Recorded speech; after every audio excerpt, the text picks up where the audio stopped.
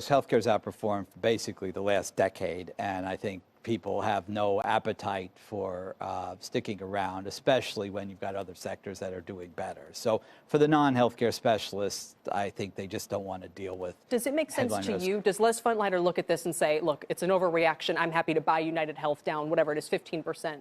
I'm happy over the next 6 or 9 months because we have lots of dry powder. So we're actually very excited about this prospect. We nibble. I don't know that we jump in every second, but over the next year, since we are long-term investors, this is going to be great. So it's going to create some opportunities. Oh, absolutely. For you. In our view, yes. Okay, Michael Yee, let's talk about sort of the pharma, the biotech side of this, which is also getting hit as part of it. What are people fearing could happen with this talk about Medicare for all? Yeah, thanks. I mean, I think in the short term, I think people are obviously thinking about every doomsday scenario, whether that's obviously a single-payer system, whether that's Medicare negotiating drug prices, which could, match prices like Europe, which are 30% lower, hit revenue and earnings a ton. And I think everyone's going through these doomsday scenarios. But I think what Les alluded to, which is that people are just taking bets off across the board, saying healthcare had a big run, probably due for some profit taking. Let's reevaluate, and I think it's probably a buying opportunity if you do have a 6 to 9 month time frame. Are there any particular parts, names that you think are interesting here? We do, at least in the large biotech space. We like Gilead trading at a all-time historical PE low, trading around 9 or 10 times with a 4% dividend yield, super cheap. We like Vertex, which is pretty much the best growth story in biotech over the next 5 years, pulled back $25 just in the past month or two on nothing.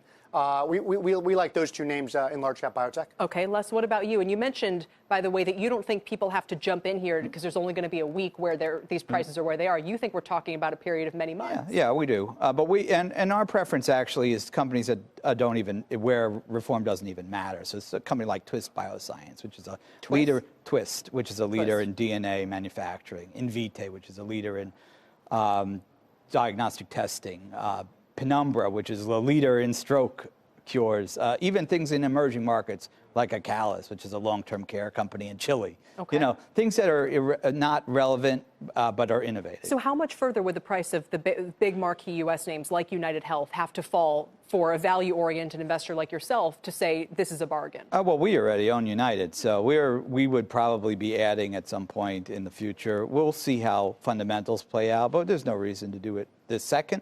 Probably third quarter, fourth quarter, as things stabilize. Why are you so patient? In other words, for anybody who thinks right now, okay, this is an opportunity to get in, you're basically telling them, no, these prices are going to be depressed for 6 or 9 months and maybe longer. Well, bear in mind, we've owned United for, I don't know, probably 19 years in various forms. So, 6 months in the grand scheme of things doesn't really make that much of a difference to us. And so that's sort of our reason to trust. So, again, it's a question of time scale. If you're a trader, yes, you can probably trade around here and there, but that's not our game, so we don't do that. Michael Yee, same question to you.